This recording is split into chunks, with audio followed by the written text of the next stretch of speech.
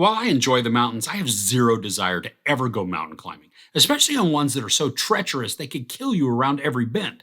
The Summit of the Gods has arrived on Netflix, so are you watching?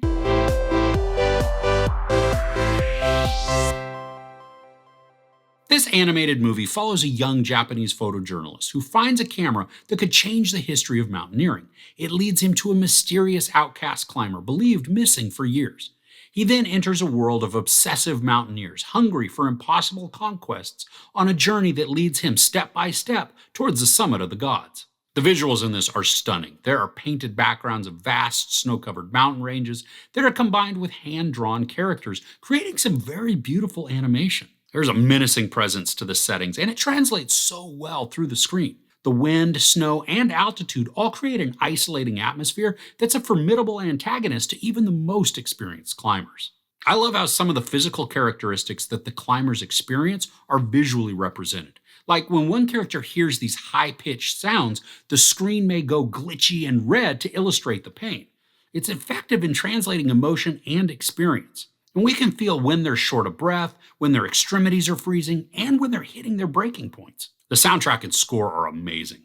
There is driving rock to mellow ambient tracks and some wonderful orchestral pieces, and each really helps to set the mood. I was surprised at how engaging the story is. I knew nothing going in, so to discover that this was an adventure with the mystery inside was intriguing and then ultimately rewarding. I found the mystery to be pretty captivating, as we have a photojournalist trying to find a climber who supposedly has photographic evidence of the first Everest expedition. There are some flashbacks within the story that do a great job of setting up our character's mindset.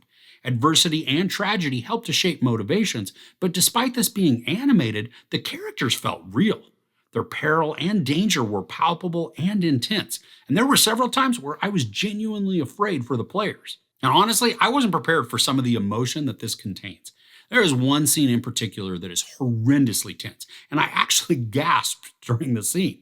But then once it concludes, I was heartbroken at what had transpired. But it's not just in the climax, it's the patience and decisions that are made in the interim that put me on the edge of my seat. And it surprised me at how invested I was. I was leaning in towards the screen during this like the story had me in some sort of tractor beam and was pulling me in slowly but surely. This movie embraces some moments with a lack of dialogue, and it uses it as a strength in the storytelling. And I don't think that the story needs a ton of dialogue to get the sentiments across.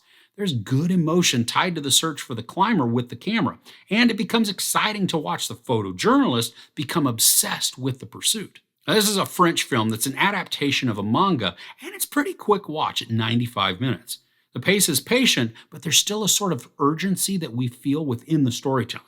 And I really do love the balance the movie takes at giving us compelling and exciting scenes and then pairing those with slower moments of character building. I love that the story doesn't feel the need to fill every single moment with dialogue either. Sometimes just watching a character go through experiences speaks so much more than what any line of dialogue could deliver.